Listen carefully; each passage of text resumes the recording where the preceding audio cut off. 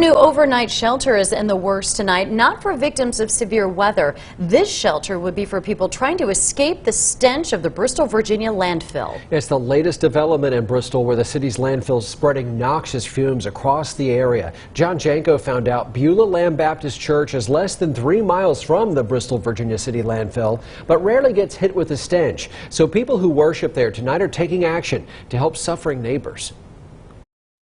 I'm inside the Beulah Land Baptist Church here in Bristol, Virginia. Tonight, closer to the city, the smell is rolling in, but here the air is odorless, and the pastor here wants to make this place a refuge.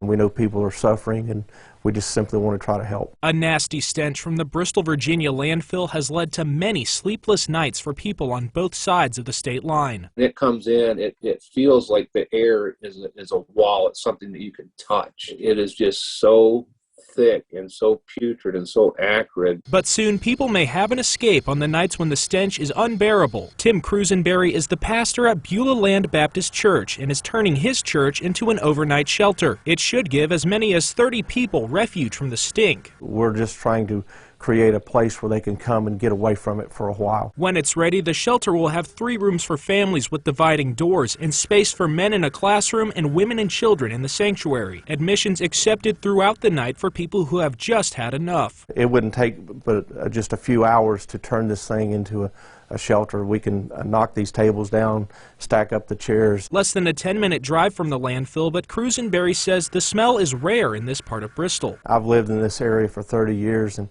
the general wind direction is toward town, not away down this valley.